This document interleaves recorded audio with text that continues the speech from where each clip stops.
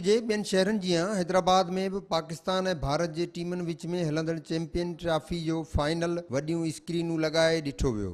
Cricket जा मदाह Hyderabad club, Bombay नो cinema, सदर, गाॾी खातो, कासिमाबाद ऐं लतीफ़ाबाद समेत ॿियनि हंधनि ते मैच ॾिसी हर बाल ऐं हर स्ट्रोक ते पाकिस्तान ज़िंदाबाद जा नारा हणी टीम खे सपोर्ट कंदा रहिया। वॾे अरसे खां पोइ पाकिस्तानी टीम जी फतह ते क्रिकेट जे मदाहनि ॿुधायो, रांदीगरनि भारत खां मैच खटे खेनि ईद जो तोहफ़ो ॾिनो आहे। ईद खां पहिरीं असांखे हिकिड़ी वॾी ईद मिली वई आहे, पाकिस्तानी टीम असांजी खटी आहे। बिल्कुलु इहो असां लाइ वॾो हिकिड़ो एज़ाज़ आहे।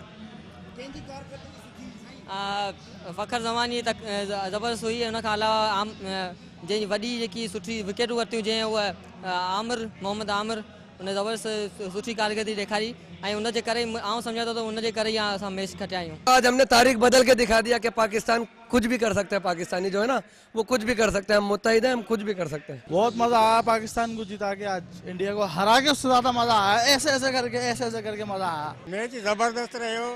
सॼी कारकर्दगी जेकी हुई उनजी हुई, छा चवंदा हफ़ीज़ जी, ऐं जेको ओपनर आया उन्हनि जी हुई। पाकिस्तान ने इंडिया को बिल्कुल आउट क्लास कर दिया कि ज़ाहिर है बैटिंग में, बॉलिंग में, फील्डिंग में इंडिया को आगे निकलने ही नहीं दिया। खुशी का अंदाजा नहीं लगा सकते ना आप कि पाकिस्तान ने जो जीत दी है, ईद से पहले ईद हो गई।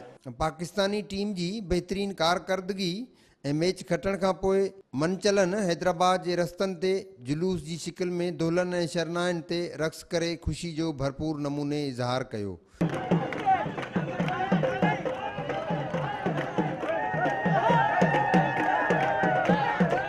कैमरामैन हसीबरन सां गॾु इम्तियाज़ खोसो, सिंध टीवी न्यूज़, हैदराबाद।